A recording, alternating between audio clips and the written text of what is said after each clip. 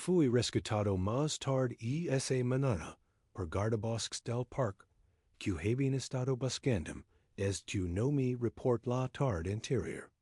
Me encontraron sentado, junto a mi vehículo deshabilitado, con una historia que ninguno de ellos inicialmente. Creo, los leones salvajes no buscan ayuda médica humana. No se inclinan en gratitud. Ciertamente no perdonan las vidas de fotógrafos varados. Pero la evidencia estaba por todas partes en forma de huellas de patas suministros médicos y fotografías, que documentaron todo LENCUENTR o la historia debería haber terminado ahí. Una noche milagrosa cuando una avería se convirtió en un avance en las relaciones humano-animal. Pero lo que pasó durante las siguientes semanas provocó algunos vínculos trascienden, momentos únicos y crecen en algo que cambia ambas vidas para siempre.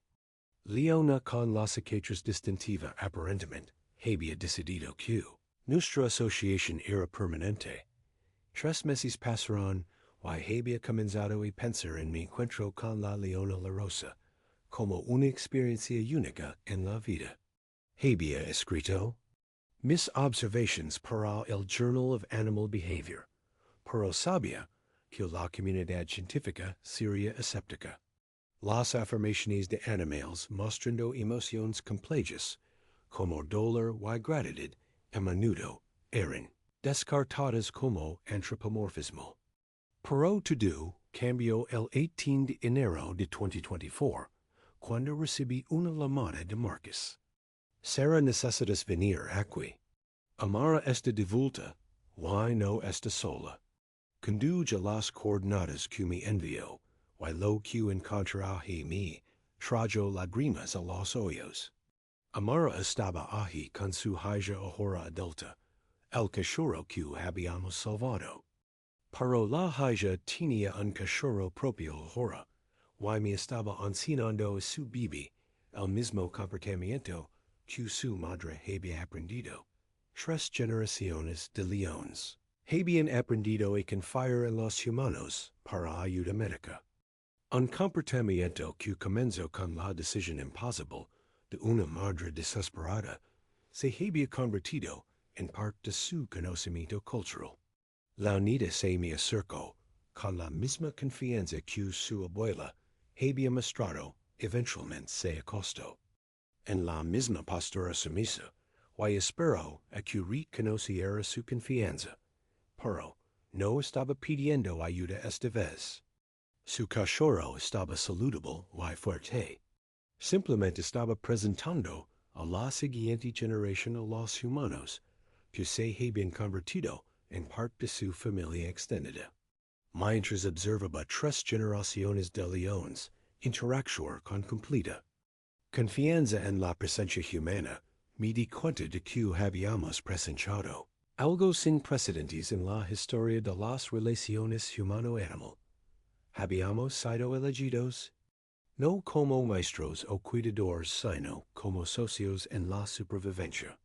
Estas criaturas magníficas habían decidido que la cooperación con humanos era ventajosa para el futuro de su especie.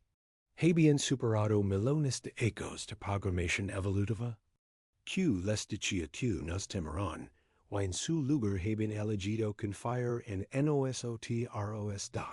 La investigación continúa hoy. Ahora tenemos casos documentados de leones buscando ayuda humana a través de 3 parques nacionales diferentes en África. El comportamiento se está extendiendo siendo enseñado de madre a cachorro, de manada. Ya no estamos solo estudiando comportamiento animal. Estamos documentando la evolución de una nueva relación entre humanos y uno de los depredadores más magníficos de nuestro planeta. Y todo comenzó con el amor de una madre y su decisión imposible de confiar en la misma especie que había sido su enemiga por milenios. A veces los descubrimientos científicos más profundos vienen no de laboratorios o experimentos controlados, sino de momentos de pura conexión emocional, que trascienden los límites entre especies. Amar mi anciano que el amor la desesperación. Y la esperanza son languages universales, que toda madre entiende sin importar la especie. Las lágrimas en sus ojos día no eran solo humedad. Eran un punto entre dos mundos, una conexión que cambió todo lo que pensamos que sabíamos sobre la inteligencia y capacidad emocional de los animales salvajes. Cada vez que veo a un nuevo león acercarse a nuestro campamento con esa misma postura confiada me recuerda que los descubrimientos científicos más importantes a menudo vienen del corazón, no de la cabeza. La leona que camino directamente hacia nosotros, a pesar de todas mis advertencias, me mostró que a veces romper las reglas es la única forma de salvar una vida de su acercamiento. Es de se convirtió en la base para una relación que prueba. Cada día que la confianza puede superar cualquier barrera, cuando la necesidad es lo suficientemente desesperada. Levante las manos para rendirme, pero lo que recibe fue aceptación en una familia que trasciende los límites de las especies. Los leones del Kalahari me enseñaron que a veces cuando pensamos que nos estamos rindiendo en realidad, nos estamos abriendo a posibilidades que nunca imaginamos. Su protección durante mi hora más oscura se convirtió en la base para una relación que prueba cada día que los milagros son posibles. Cuando diferentes especies eligen la confianza sobre el miedo, mis manos estaban levantadas en rendición. Pero lo que recibí fue aceptación en una familia que trasciende los límites de las especies. Los leones del Kalahari me enseñaron que, a veces cuando pensamos que nos estamos rindiendo, en realidad nos estamos abriendo a posibilidades que nunca imaginamos. Su protección durante mi hora más oscura se convirtió en la base para una relación que prueba cada día que los milagros son posibles. Cuando diferentes especies eligen la confianza sobre miedo, hoy 5 ecos después de que levante mis manos para rendirme solo, para abrir a leona, de dar suavemente a su bebé, a mis pies. El sitio del accidente se ha convertido en un destino de peregrinaje para investigadores que estudian relaciones humano-animal. La manada que salvó mi vida se ha vuelto famosa mundialmente, y su historia ha cambiado como pensamos sobre las capacidades emocionales y intelectuales de los depredadores salvajes. La leona original ahora es una abuela y su familia extendida. Inclay choros que nunca han conocido el mundo, donde los humanos fueron automáticamente enemigos. Se acercan a los investigadores con curiosidad en lugar de miedo, creando oportunidades sin precedentes para observación científica y trabajo de conservación. Cada vez que vuelo sobre el Kalahari, escaneo el suelo abajo, esperando vislumbrar formas doradas moviéndose a través de la arena roja. Porque sé que, en algún lugar allí abajo, una familia de leones recuerda la semana cuando un piloto estrellado se convirtió en un miembro honorario de su manada. Me enseñaron que la confianza puede superar cualquier barrera entre especies, y que a veces las conexiones más profundas nacen de las circunstancias más desesperadas. La leona que generalmente dejo a su bebé a mis pies cuando pienso que me estaba rindiendo a la muerte. En su lugar me dio el mayor regalo de mi vida. Me mostró que el amor, la desesperación y la esperanza son lenguajes universales que todo padre entiende sin importar la especie. Su confianza cambió nuestras vidas para siempre y creó un legado que continue construyendo puentes entre humano y depredador, de maneras que parecen imposibles antes de esa noche fatídica en el desierto. Asterisk. He sido piloto de avioneta en Botswana durante 8 años, volando investigadores y turistas a través del desierto de Kalahari, Perú. Nava podría haber preparado para lo que pasó cuando mi avión se estrelló a 40 kilómetros del asentamiento humano más cercano. Lo que estoy a punto de contar suena como algo de una película, pero tengo las cicatrices y los recuerdos para probar cada palabra. Mi nombre es Capitán Alex Morrison, y esta es la historia de cómo un aterrizaje forzoso se convirtió en el encuentro más extraordinario entre humano y depredador jamás documentado. Iré el 14 de febrero de 2024, alrededor de las 4:20 p.m. cuando mi motor comenzó a hacer sonidos que ningún piloto pudiera escuchar. Estaba volando una ruta de suministros rutinaria a una estación de investigación remota cuando la presión de aceite cayó a cero y humo negro comenzó a salir de la cubierta del motor.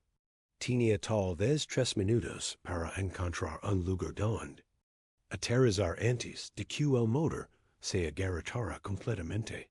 El Kalahari se extendía infinitamente en todas las direcciones arena roja y árboles de acacia, dispersos hasta donde alcanzaba la vista dot, vi un área relativamente plana entre dos lechos de ríos secos y me comprometí a un aterrizaje de emergencia que o salvaría mi vida o la terminaría.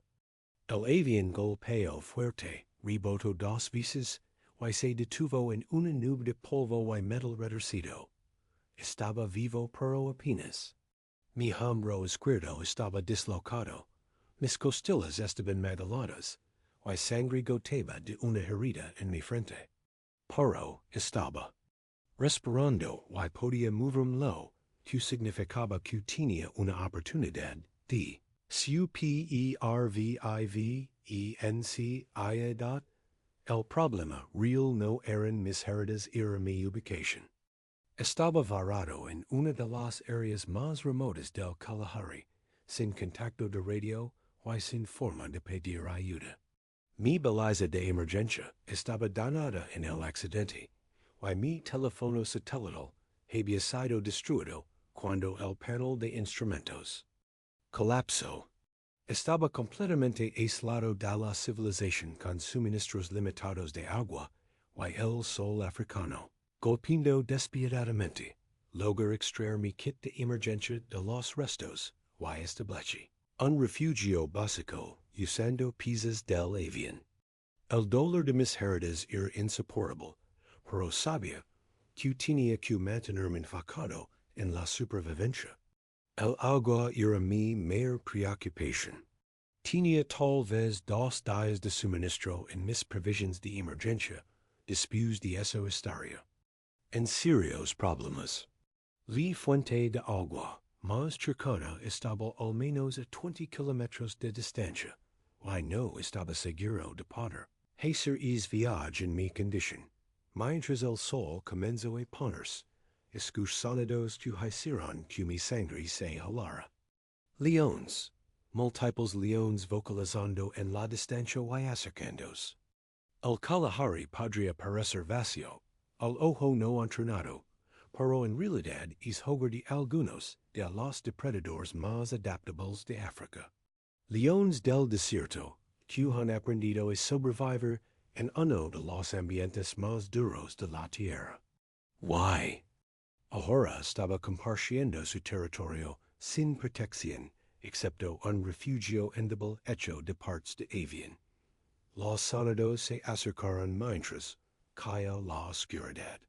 Podía escuchar movimiento en el monte alrededor de mi sitio de accidente. Pasos. Respiración pesada. El rugido ocasional de comunicación entre miembros de la manada. Estaban investigando la extraña nueva adición a su territorio. Estaban decidiéndose representaba una amenaza o una oportunidad. Los leones comenzaron a investigar mi vehículo más de cerca. Olfatearon las lantas se frotaron contra los parachoques, y probaron la fuerza del metal con sus garras. Podía escucharlos, moviendo a bajo su respiración pesada, y vocalizaciones ocasionales, dando claro, que estaban muy conscientes de mi presencia en el techo. Estaba atrapado sin lugar, y don cor y sin forma de defender. Efectivamente, una de las leonas, una hembra masiva con una cicatriz distintiva, a través de su hombro izquierdo, comenzó a mostrar interés particular en mi posición. Radio el vehículo varias veces, mirando con esos ojos dorados que parecen brillar en la oscuridad. Podía ver la inteligencia detrás de su mirada, la forma en que estaba evaluando la situación, y tratando de descubrir cómo el CANZ era mi REDEDO de las 9 p.m. hizo su movimiento. La leona cicatrizada se posicionó en la parte trasera de mi vehículo, y comenzó a trepar. Los leones son sorprendentes buenos trepadores cuando están motivados, y esta claramente estaba determinada a alcanzar. Observe con horror, mientras sus garras poderosas encontraron lugar en la lanta de repuesto, y comenzó a arrastrar su marco de 300 libras hacia el techo, donde estaba acurrucado. Pensé que estaba acabado. Esto era todo. Después de 10 ecos de fotografiar vida silvestre peligrosa, estaba a punto de convertirme en una estadística. La leona alcanzó el techo, y me encontré cara a cara con uno de los depredadores más eficientes de África. Estaba lo suficientemente cerca como para oler su aliento, sentir el calor radiando de su cuerpo poderoso.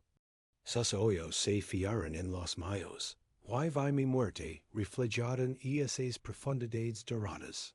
Pero entonces algo extraordinario pasó. En lugar de atacar la leona, hizo algo que desafió todos los instintos que debería haber tenido.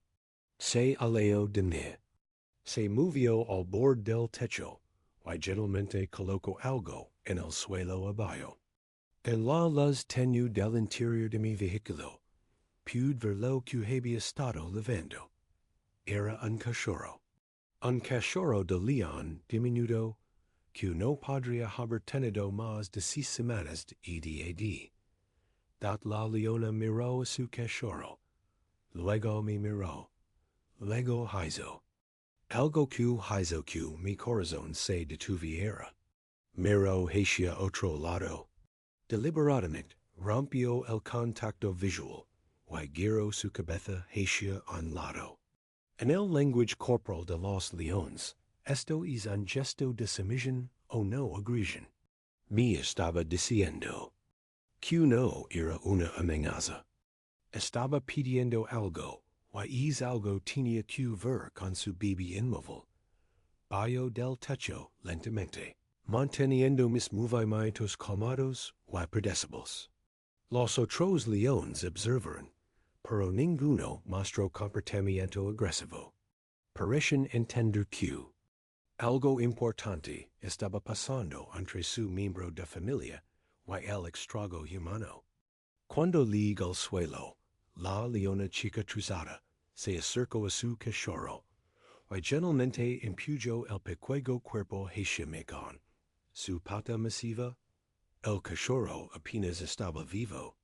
Era una hembra de tal vez 6 semanas, y estaba ardiendo en fiebre. Su respiración era superficial y laboriosa, y su pequeño cuerpo estaba flácido de deshidratación. Había heridas infectadas en sus patas, probablemente en ataque de hienas, y sin intervención médica inmediata estaría muerta en horas. Esta leona había traído a su bebé moribundo, y me porque de alguna manera creía que podía ayudar. Mira la leona, y vi Algo en sus ojos que cambio todo lo que pensaba que sabía sobre el comportamiento de los depredadores. Ya no miraba hacia otro lado. Estaba mirando directamente con una expresión de esperanza desesperada. Me había identificado como un sanador potencial, y estaba haciendo una explica por la vida de su hijo. El depredador más peligroso de África estaba pidiendo ayuda a un humano. Tom una decisión que podría haberme costado la vida. Mi heredil junto al cachorro moribundo, y comencé a examinar su condición. La leona observa cada movimiento, pero no mostró signos de agresión. Cuando gentilmente tocó a su bibi, hizo un sonido suave casi como un ronroneo. Me estaba alentando. Una leona salvaje me estaba dando permiso para manejar su posición más preciosa. El cachorro necesitaba atención médica inmediata, pero estaba varado en medio de la nada con suministros limitados. Recuperé mi kit de primeros auxilios del vehículo, y comencé a tratar sus heridas con antiséptico y vendajes. Usé mi suministro de agua de emergencia para ayudar con su deshidratación y leí una manta térmica para combatir la fiebre. La leona observa cada procedimiento con intenso enfoque. Mientras trabajaba para salvar a su cachorro, algo notable pasó. Los otros leones comenzaron a relajarse. Dejaron de caminar y se acomodaron alrededor de mi vehículo, como si estuvieran esperando el resultado de mi intervención médica. Me habían nombrado como el sanador de su familia, y me estaban dando el espacio que necesitaba para trabajar. Ya no era presa. Era un miembro de su equipo mi DICODAT. La noche pasó lentamente mientras monitoreaba la condición del cachorro. Su fiebre gradualmente cedió, y su respiración se volvió más regular. Para el amanecer estaba mostrando signos de recuperación abriendo sus ojos, y haciendo sonidos suaves de molido. La reacción de la leona fue una de las cosas más hermosas que he visto jamás. Inmediatamente comenzó a ciclar a su bibi, dando la bienvenida de vuelta al mundo de los vivos. Mientras el sol se levantó la leona, hizo algo que se quedara conmigo para siempre. Me miró directamente, y lentamente bajó su cabeza masiva. En lo que solo podía interpretarse como una reverencia de gratitud. Me estaba agradeciendo por salvar la vida de su hijo. Luego gentilmente recogió a su cachorro recuperado, y comenzó a alearse con el resto de la manada, siguiendo detrás. Pero antes de desaparecer en la luz de la mañana se detuvo, y se dio vuelta una vez más. Hizo un sonido que no era exactamente un rugido, pero tampoco era un gruñido. Era más suave, más melódico. Me estaba diciendo adiós, y gracias de la única manera que sabía cómo. Luego se desvaneció en el desierto africano, dejándome solo con mi vehículo roto y el recuerdo de la ya más extraordinaria de mi vida. Asterisk.